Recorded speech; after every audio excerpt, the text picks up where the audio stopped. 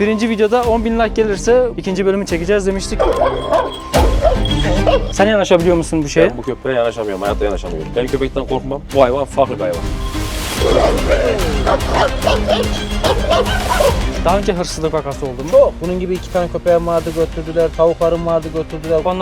Ondan dolayı da böyle bir köpek buraya lazım. elimi de versem nasıl olacak acaba? Elimi ısırır mı? O tehdide hiç girme bence. Bunu Hiçbir şekilde tırnamıyor.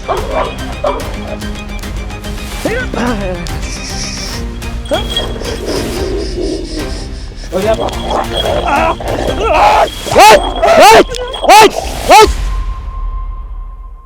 Soner Şelen YouTube kanalından herkese selamlar arkadaşlar. Uzun zamandır çok merakla beklediğiniz, sabırsızlıkla beklediğiniz, hayatımda mücadele etmiş olduğum ve sevemediğim Ateş isimli saldırgan köpeğin ikinci bölümüyle karşınızdayım arkadaşlar. Birinci videoda 10.000 like gelirse bu köpeğin ikinci bölümünü çekeceğiz diye bir söz vermiştik. Uzun zamandır gerek benim işlerimden dolayı gerek Samet'in işlerinden dolayı bir türlü bir araya gelemedik. Şimdi Ateş'in bulunduğu yere doğru gidiyoruz. Huzurlarınızda Samet'i aramak istiyorum.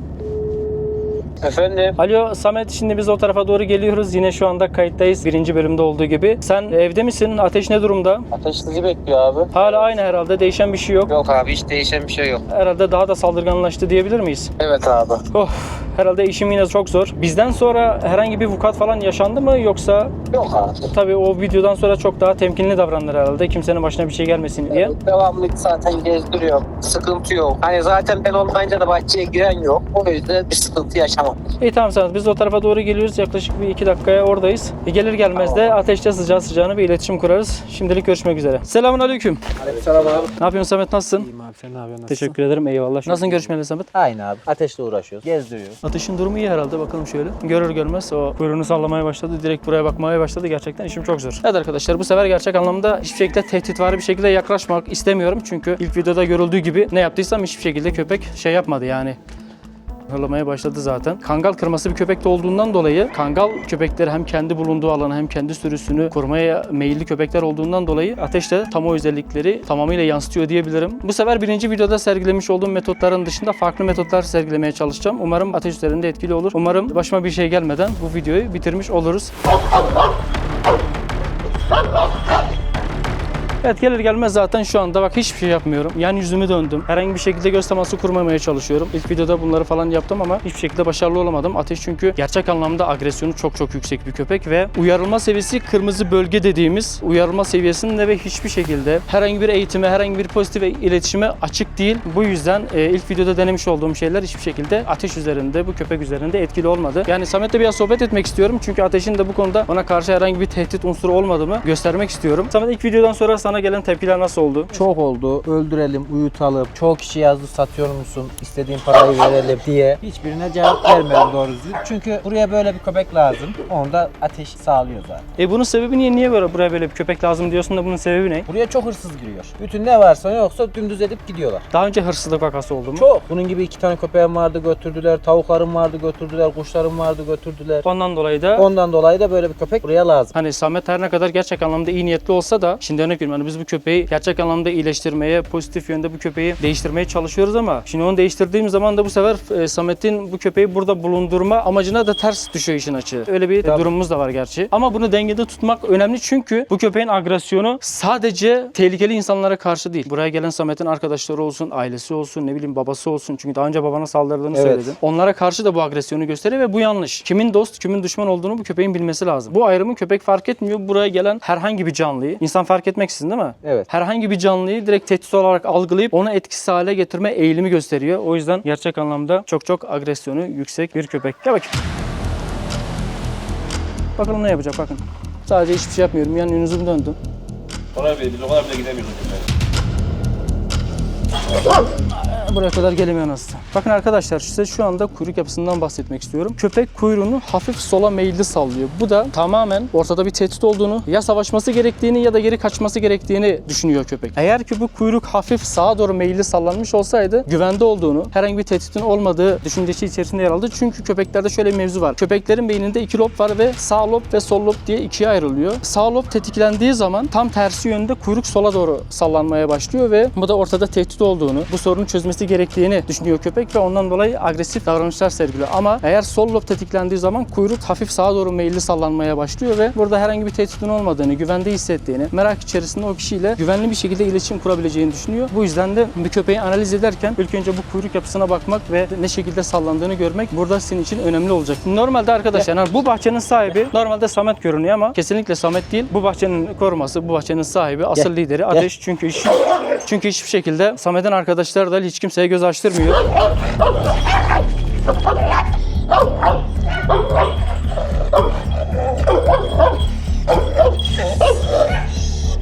Ona komutlar vererek onu sakinleştirebilir misin? Şu an imkanı yok. İmkanı yok değil mi? Evet, şu an imkanı yok. Sen yalnızken bunu normalde yapıyor değil mi? Tabii canım, ben bir bağırayım direkt yerine geçer oturur. Ama yabancı birisi varken veya arkadaşlarım varken bunu hiçbir şey... Tınlamıyor hiçbir şekilde. Hiçbir şekilde tınlamıyor. İşte bunu Buranın değiştirmem. babası kralı benim diyor. Buranın gerçek anlamda kralı o. Yani şu görmüş olduğunuz tavukları, hayvanları, kuşları koruyan köpek kendisi ama Samet'in dostları dahi onlara da agresiflik gösterdiği için bu hiçbir şekilde güvenli değil. O yüzden bunun düzeltilmesi şart arkadaşlar. Evet.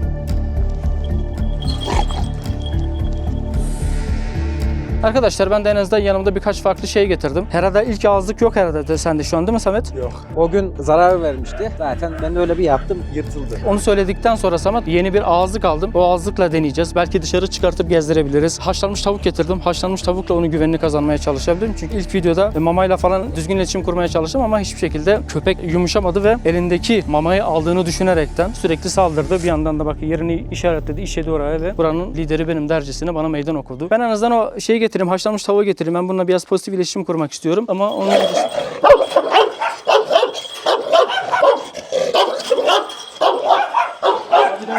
Evet.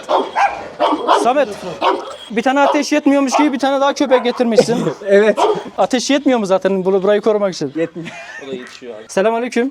Aleykümselam, hoş geldin. İsim neydi bu arada? Özkan. Samet'in neyi oluyorsun bu arada? Abisiyim. Samet'le birlikte mi aldınız bu köpeği? Nasıl oldu? Samet'le birlikte almadı. Samet kendisi getirdi bu köpeği. Öyle. Sen yanaşabiliyor musun bu şeye? Ben bu köpeğe yanaşamıyorum. Hayatta yanaşamıyorum. Öyle diyeyim ben size. Ben köpekten korkmam. Bu hayvan farklı bir hayvan. Evet, gerçek anlamda çok. Çözemedim yani. Nasıl bir hayvan olduğunu çözemedim. Ya- İstemem ama yani. Az önce dediğim gibi yani uyarılma seviyesi arkadaşlar kırmızı seviye. Yani hiçbir şekilde bu köpek iletişime kapalı yani hiçbir şekilde hiçbir şey yapamazsınız yani. Köpeklerde farklı seviyeler var. Yeşil, ne bileyim sarı, turuncu, kırmızı diye dörde ayrılıyor da şu anda onları biraz sonra köpekle iletişim kurarken anlatırım. Bu köpeğimiz herhalde Bu köpek de Gofi. Samet getirdi gene bunu. hı. Arkadaşından getirdi herhalde. May gel bakayım. Ay, minnak. Ha, bu sakin şu anda. Bu Sakin, sosyal. aynen.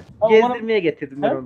Ateşle arası nasıl peki? Hiç yanaştırmadım, denemedim. Gerçi tehlikeli yani Aynen. şimdi. Ya ne olur ne olmaz. Bir de yavru bu. Daha Evet, 3 yok. aylık. Evde bakıyorum ben genellikle. Arada buraya getiriyorum, götürüyorum. Bir de yavru bir köpek. Daha Evet. küçük bir köpek onun yanına Yavru. götürdüğün zaman tehdit Belki bir olarak şey algılayıp. yapmayabilir. Beni kıskanıp sıkma şeyi var. Çünkü dişi bu. Ama beni çok kıskanıyor. Dediğim gibi belki sıkabilir. Ya bir de zaten ırk olarak da çok küçük, her türlü tehlikeli. En ufak bir ısırda bunu çok ciddi zarar verir. Hatta Verir. öldürebilir. O yüzden bunu denememekte fayda var diye düşünüyorum. Evet arkadaşlar, biliyorsunuz ki Eyüp Doğan'la birlikte video çekerken Gama isimli köpek benim alt takımlardan ısırdı ve ciddi bir hasar aldım. Neyse ki çok ciddi değildi ki ucuz yırttım. Ondan sonra güvenlik önlemlerini arttırmak için özellikle de Ateş gibi bir köpekle video çekerken alt takımları korumak lazım. O yüzden şöyle kasık koruyucu aldım.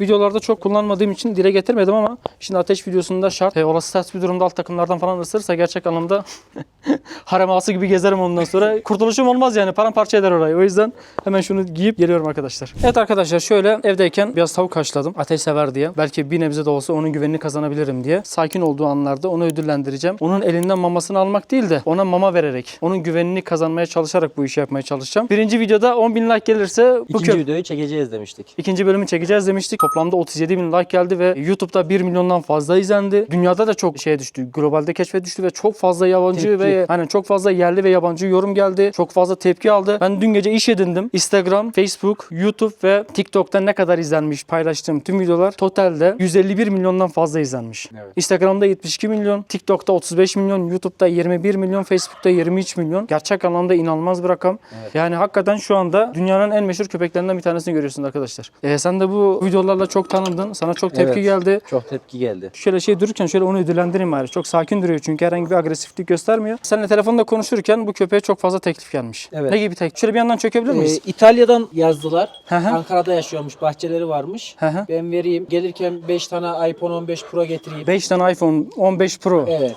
Ona verelim. Aydın Kuşadası'ndan yazan oldu. 90 lira 100 lira para veren oldu. Aydın Kuşadası'ndan yazılan Evet. 90 ve 100 bin lira civarında bir para teklif etti. Yozgat'tan yazan oldu. Hı hı. Çorum'dan yazan oldu. Çok yerden yazan oldu. Herkes ayrı ayrı teklifler verdi. Evet. Sen ne dedin peki? Hiçbirine hayır. Hepsini direkt kafadan reddettin ha? Evet, birine diyorum ki hayır ben satmıyorum. Satılık olan bir şeye dedim ben para biçmem. Satarsan fiyatı o işine gelirse al derim dedim. Ama dedim daha kapatıyorum. Ardı ardına yazıyor daha. Peki sen bir teklif falan verdin mi bu şeyde, bu kapsamda? Herhangi bir teklif falan Yok. biçtin mi ateşe? Yok. Şu an çok pozitif. Şöyle onu ödüllendireceğiz. Şöyle alsın. Çok heyecanlı aslında, yapmam gerekiyordu ama sadece en azından o bana karşı olan o davranışlarını değiştirmek istiyorum. Çünkü biraz sonra arkadaşlar onu alıp dışarıda gezdireceğim. Yani çünkü ilk videoda bahçe içerisinde çokça gezdirdim ama sürekli köpek benim üstüme çıkıp beni boğmaya çalıştı. Benimle mücadele etmeye çalıştı ve ben bu düşünce yapısından çıkarmak istiyorum köpeği. Samet gibi bir bağ kurmak istiyorum işin açığı. Temel niyetlerimden bir tanesi o. Bakın. Al bakayım. Şu an çok sakin, onu ödüllendirdim. Böyle böyle dikkatini dağıtacağım. Evet. Evet, bakın köpeğin zihin yapısı bir anda değişti arkadaşlar. Bir yandan hem Samet'le konuşuyorum, hem yan yüzümü dönüyorum, hem arş sırtımı dönüyorum. Köpeğe böylece güven aşılıyorum. Evet, Ateş al bakayım. Aferin sana. Aferin sana. İster misin? Gel. Elimde kabul etmeyecekti tahmin önce ama bir daha güvenini kazanmak için. Samet sanki birazdan Soner şaşırtıcı bir pozitif iletişim kuracak gibime geliyor. Sanmıyorum. Güveniyorum çünkü ateşi. Uyarılma seviyesi kırmızı bölgede yer alan bir köpek için şu anda birkaç saat içerisinde onu değiştirmem gerçekten imkansız. Ama ufak da olsa bir şeyleri değiştirebileceğime inanıyorum. Hazır mısın? Al bakayım.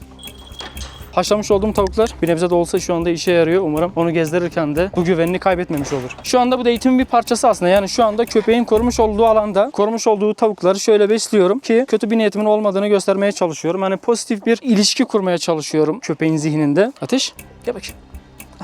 Al bakayım. Bir yandan da arkadaşlar bakın tavuğu uzağa atıyorum. Hani köpeğin onu koklamasını sağlayarak bir nevi o burnunun devreye girmesini sağlamaya çalışıyorum. Ateş, al bakayım. Aferin sana. Şöyle bir yandan alanına girdim. Ateş, al bakayım. Al bakayım. Birden vurdurabilir bak. Sıkıntı yok. Zincir mesafesine girerek arkadaşlar ona karşı bir tehdit olmadığımı göstermeye çalışıyorum. Eğer bu mesajı verebilirsem köpek çok daha şey olacaktır bana karşı. Ateş, koş. Onu böylece yoruyorum sürekli. O zihin yapısından çıkarıyorum arkadaşlar. Güzel. Ne diyorsun Ahmet? Her şey ortada. Ya normalde arkadaşlar Ateş tanımasam gerçekten şu anda çok rahat yanına girebilecek bir kıvamda olduğunu düşünüp içeri girerdim ama onu biliyorum ki şu anda gerçek anlamda çok sıkıntılı yani. Şu an seni kandırıyor. Yani açtın diye. Elimle vermeye çalışacağım. Elimden yiyecek mi acaba? Gel. Al bakayım.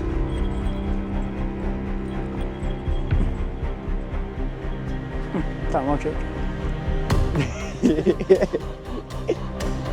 Al bakayım. O da yetişemedi. Evet, şimdi mücadele ediyor şu anda. Güzel bak. Eti bırakıyor direkt sana dönüyor bir kez de fark ettiysen. Tabii. İlk videoda arkadaşlar görmüştünüz. Tepsiyle köpeğe mama vermeye çalışıyorum çünkü tepsi ısırıyordu sürekli. Ya da su vermeye çalışıyordum, su kabını ısırıyordu. Bu da elindeki mamayı alacağımı düşünerek köpek sürekli bana bir agresyon gösteriyordu. Al bakayım. Bu da haliyle köpeğin sürekli bana saldırmasına ve agresiflik göstermesine neden oluyordu. Samet hala iddian var mı? Ben ilk başta da demiştim zaten iddia koymuyorum diye hani Yok hala sevemeyecek konusunda iddialı mısın yani o anlamda soruyorum. dediğim gibi zor ya. İlk yaptığı videoda çok hırslandım Soner abiye. Evet, gerçekten çok Çok hırslandı. hırslandı. Hırslanmasaydı belki bir ihtimal sevme şansı olabilirdi. Yani olmadı arkadaşlar. İlk videoda demiş olduğum şeyler olmadı ama yine imkansız değil. Al bakayım. Soner çok dikkatli ol sen yine de. Sağ Evet. solu belli olmuyor ama kuyruk pozitife döndü gibi. Hop. Bak namusa bak. Normalde arkadaşlar ilk videolarımda görmüştünüz. Yani sürekli böyle köpeğin başına dokunarak kısa da olsa ona temas ederek bir takım ödüller kazanıyordum. Yani o tarz videolar çekiyordum daha çok. Buna artık o tarz videolardan ziyade köpekle daha doğru iletişim kurmaya, onların bulunmuş olduğu o negatif, agresif yapıdan çıkarmaya çalışarak bir takım videolar yapmaya çalışıyorum. Normalde şu anda belki fırsattan istifade edip Ateş'in başına dokunabilirim. Çok kolay sevebilirim. Öyle değil mi Samet? Şu anda öyle bir modda yani. Çünkü onu öyle bir kıvama getirdim. Bunu başarmak çok kolay ama mühim olan bu köpeğin uzun vadede değişiyor olabilmesi. Bu önemli arkadaşlar. Anlıkta hani köpek belki benimle birlikte sakin bir tavra bürünebilir ama sonrasında bu agresif tavırları sergilemeye devam ettikçe bu yapmış olduğum şeylerin hiçbir anlamı kalmıyor maalesef. Al bakayım. Ateş, hazır mısın? Hadi git bakayım. Aferin sana. Şu anda arkadaşlar çok pozitif bir yapıda. O yüzden onu sürekli ödüllendiriyorum. Ağızlıkla bakalım neler yapabileceğiz. Normalde köpekler ağızlık takıldığı zaman çok hoşlanmazlar. Onun küçüklükten bunun kötü bir şey olmadığını göstermediğiniz takdirde şöyle bir parça et koyacağım. Ateşin koklamasını sağlayacağım. Çünkü biraz sonra ben bu ağzı takıp ateşi böyle gezdirmeye çalışırken bana karşı herhangi bir agresyon göstermesini istemiyorum. Ateş.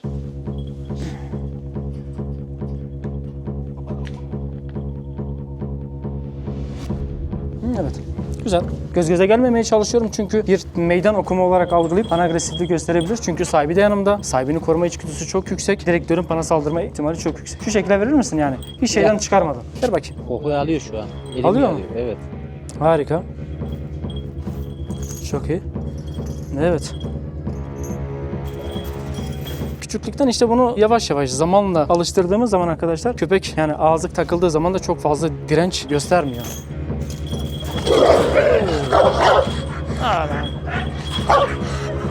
Travması tetiklendi. Evet. Şimdi havladığı için onu şey yapmayacağım arkadaşlar, ödüllendirmeyeceğim. Yakala. Gören de et vermiyorum sanacak. Hazır mısın? Hop. Bak şu an onun bulunduğu alana girdim, geri çıkıyorum. Şimdi döndüğü adam tekrardan geri çıkacağım. Ona tehdit olmadığımı gösteriyorum sürekli. Hazır mısın? Evet. İlk videoda tepsiyle arkadaşlar buralara kadar gelmiştim. Şimdi Şşt. Şimdi geri çıkıyorum.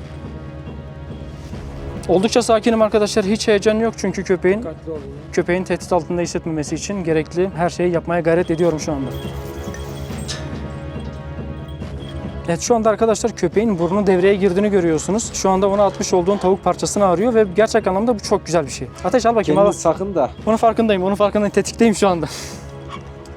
Evet şimdi geri çıktım.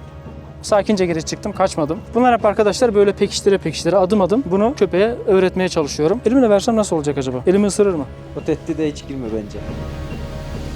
Aa, yanlış yaptım. Geri çıkmayacaktım bak yanlış yaptım. Geri çıkmasam belki sakin kalıp elimden yeme ihtimali. bile görmedi bak. Normalde pür dikkat. Evet. Mamayı Bir anda- izleyen bir anda- köpek. Bir anda bana kilitlendi Harun evet. Önüne attığını bile görmedi. O önüne şu an bakmıyor bile.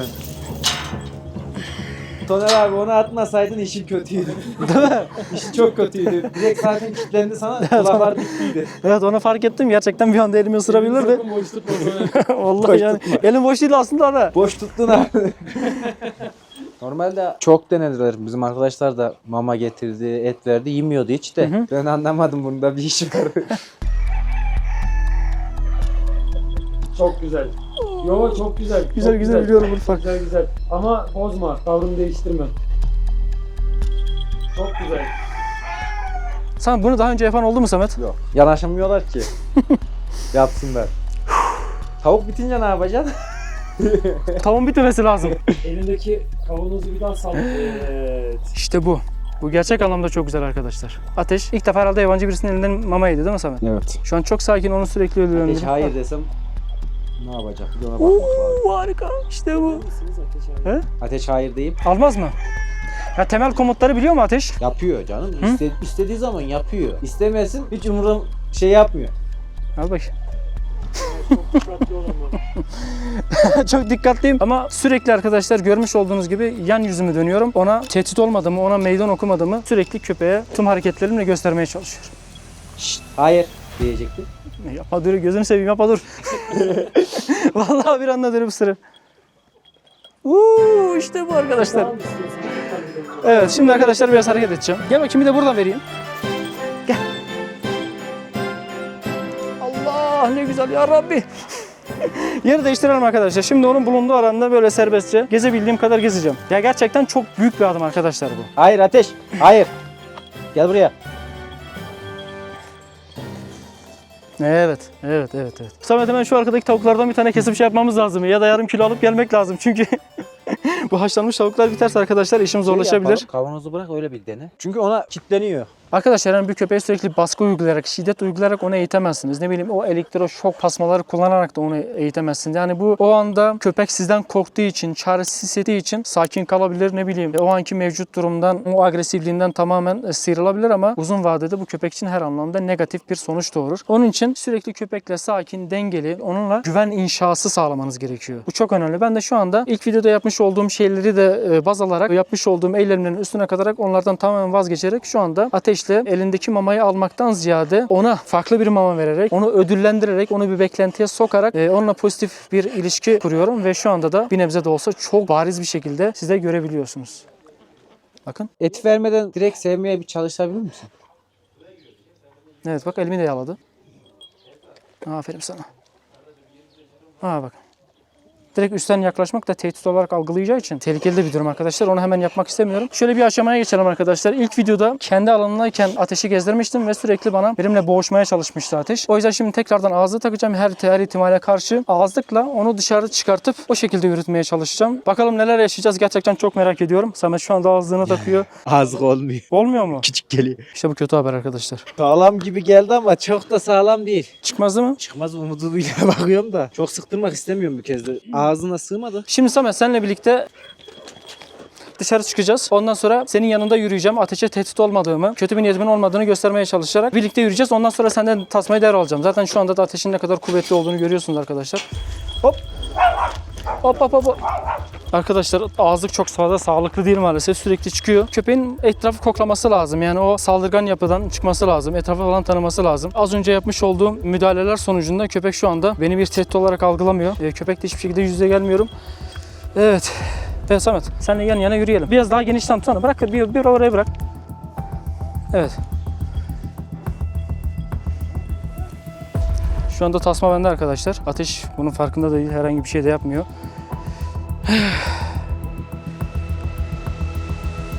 Samet bunu daha önce yapan oldu mu? Yok abi. Böyle bir şey bekliyor muydun? Ağızlıktan dolayı kendi canına düştü o. Evet, şöyle biraz yürüyelim. Farklı kokular alsın. Gel buraya gel. Tasma uçta duruyor biliyor musun ağızlık? Evet çok şey ya. Çok küçük gelmiş evet. Tasmayı alabilirim. Şimdi arkadaşlar uzun bir tasma kullanmamın sebebi köpekle normalde yürüyüş yapmak değil buradaki temel amacım. Samet sürekli tetikte ağızlık çıkmasın diye çünkü. Abi çıkarsa işimiz perişan. Evet çünkü sürekli çıkarmaya çalışıyor. Ağızlık çok rahatsız ediyor işte ateşi. Evet. Woohoo! Yeah! Gel. Ateş gel. Orada değil. Şu tarafa. Şurada başka köpekler var. O tarafa gidip agresyonun tekrar yükselmesini istemiyorum işin açığı. Arkadaşlar burada uzun tasma kullanmamın sebebi ilk videoda gördünüz. Ona sürekli baskınlık kurmaya çalışarak onu şöyle böyle yönlendirmeye çalıştım ama köpek sürekli benimle boğuşmaya çalışıyor. Şu anda uzun tasma kullanıyorum. Etrafı koklarken rahat bir şekilde hareket etsin diye uzun tasma kullanıyorum. Şu anda da orada bir şeye kilitlenmiş durumda. Bununla yürüyüş yapmak gerçekten zor ve tehlikeli. Samet'i çok iyi anlıyorum. Şu anda ağızlık da çok güvenli durmuyor işin açığı. Onunla şu tarafa doğru yürüyelim bakalım ne olacak. Harun ve Ensar da burada. Onlara da herhangi bir tepki göstermiyor. Samet ağzını tekrardan düzeltebilirsin. Gel hadi yürüyelim şöyle biraz. Ateş. Evet. Bir anda. Döndü. Dikkatli olmakta fayda var. Her an tetikteyim arkadaşlar. Olası ters bir durum.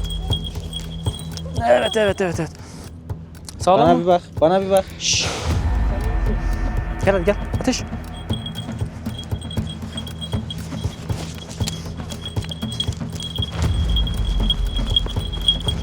Yeeha! İşte bu. Bir çıkarsa. Oy çamura girdim. Ateş çamura girdim gel. Gel çamura girdim Ateş. Çamura girdim. Evet arkadaşlar. Evet şu anda beni kokluyor. Evet. O taraf full çamurmuş.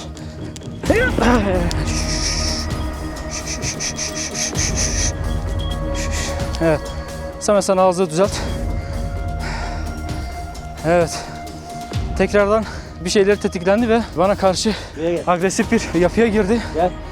Evet. Sen her ihtimale karşı şeyde kal çünkü ağızlık çok güvenliklidir arkadaşlar. O yüzden çok fazla risk etmek istemiyorum işin açığı. Ama şu anki gelmiş olduğum süreç bile Samet gerçekten çok önemli. Evet. Ben de en azından bunu başarmış olduğum mutluluğunu yaşıyorum. Bu şekilde durmak herhalde çok büyük başarı değil mi Samet? İlk videolarda dağlar kadar fark vardı arkadaşlar. Az önce o etleri niçin vermiş olduğumu şimdi daha net anlamışsınız diye düşünüyorum. Öyle bak.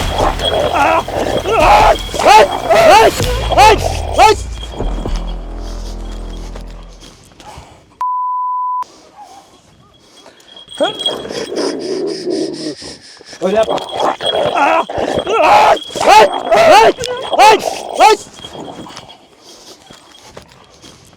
Evet. Çok Hayır. temiz yırttın. Nereden ısırdı? Şuramdan ısırdı.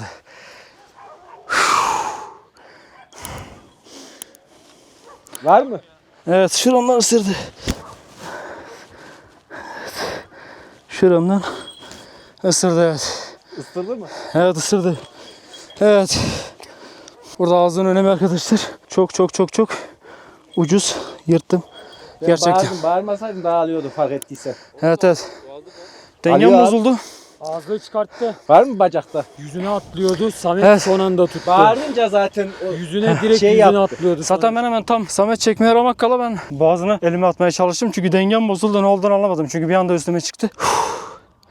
Gerçekten arkadaşlar çok ucuz yırttım yine diyebilirim ya. Şuramı çok kötü deşebilirdi. şeyler olacaktı. Evet, şuramı deşebilirdi, evet. Evet arkadaşlar, bu güven inşası kolay değil ama belli de olsa bir şeyleri başarabildiğimi düşünüyorum. Ben bekliyordum zaten de.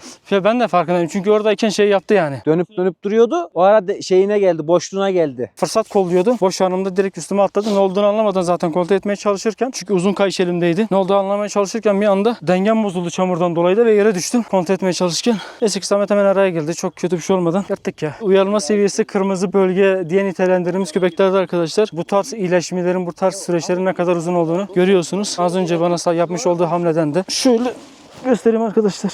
En büyük yaran diyebilir miyiz? En büyük yaram diyebiliriz. İkinci sırada diyebiliriz diyor ya. Bak şuradan Çok mu deşirdi. abi? Ateşle beraber bir göreyim yarayı. Ateş. Şöyle. Almış olduğum ağızlık hiç iyi değilmiş maalesef. Şuramda bir şey var mı onu merak ediyorum. Şuramda da ısırım. Şurayı kapat. Evet arkadaşlar, bir de buradan ısırmış. Sıyırmış yani dişleri. Zaten oraya tuttu, yüzüne yöneliyordu. Evet. Ben bağırınca, çekince zaten geldi. Samet çekmese üstüme atlayacaktı. Yani belki boğazıma falan yapışabilirdi. Hakikaten çok ucuz yırttım ya. Şimdi üçüncü video sözü verelim mi? Bence vermeyelim. Abi yeter. Bu adam uslanmaz.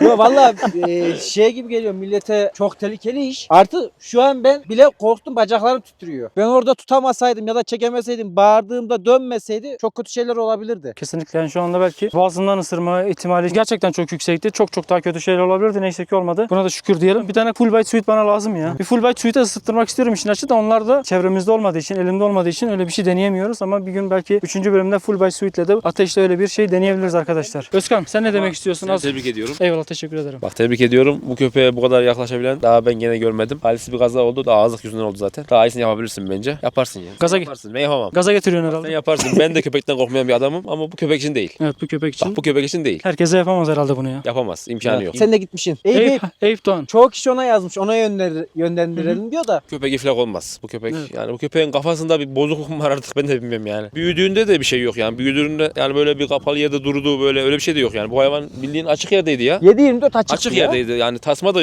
yoktu. Bağda geziyordu hayvanların yanında, öyle değil mi Samet? Evet. Bu köpek nasıl oldu ben böyle bilmiyorum yani. Buraya getirdin. Bu köpeği buraya getirdiler, bu arabadan indiremediler bu köpeği. Evet. Samet indiremedi arabadan. Kendim indiremedim, babam indirdi. Aynen. Böyle Arabada bir köpekti şey yani. oldu köpeğe. Allah Allah. Arabada ben Köpek indiremedim. yolda oldu ya. İşte o arabada gelirken tahminimce arkadaşlar bir travması falan tetiklenmiş. Bir şey olmuş. Köpek ondan sonra bu hale gelmiş olabilir yani. Birçok etken var. Esam sen onu biraz daha uzaklaştırabilirsin çünkü köpeğe güveniyorum. Köpek sağlam ısırır, ona güveniyorum ama kendimi de geçtim. Ben ısırıldım. Özkan'a bir şey olmasın, Ensar'a bir şey olmasın, ne bileyim. Tamam, sağ ol. Harun'a bir şey olmasın. Ben kaçar kurtarır kendimi.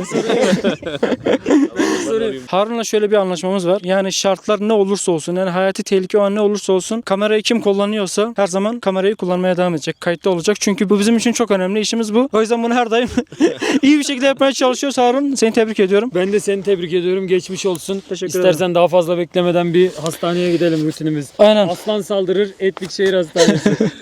Kaplan- Aslan yanaşıyorsun, sırttan yanaşıyorsun. Yaşa bu Yapacağın onlardan- yapamadın, kurban olayım Evet, ya. evet. Yapman lazım. Yapacaksın Evet. ama. Nasıl? Yapsana, bol etle gel şöyle, bol etle. Bonfilelerle gel, iyice doyur bunu. Aslında şöyle, ağzının arasında delik olsaydı ben ağızlıkla gezdirirken bile yine et vermeyi deneyecektim ama şey olmadı yani, ağızlık öyle bir ağızlık değilmiş. Ağızlık nasıl oldu ben de anlamadım ki, ağızlık. Ben de anlamadım nasıl olduğunu. Şöyle yandan kaydı, ağızlık yandan Kaydı değil kaydı. mi? Aynen. Koşarken Ha. kaydırdın onu da büyük ihtimal. Kendi şöyle uğraştı. Ben seninle konuşurken bir anda dönüp bana saldırdı. Neyse ki bir şey Bekliyordum olmadı. da bu kadar erken değildi beklentim. Kolluyordu zaten namussuz ya. Üçüncü bölüm çekeceğiz çekeceğiz mi? Vallahi 50 bin like gelirse neden olmasın arkadaşlar. Bence gelir. Çıkmaz yani. Of, harbiden ha bu arada. Şurayı da, yırtılık. şurayı da yırttı zaten. Çelik yelek giyiyorlar.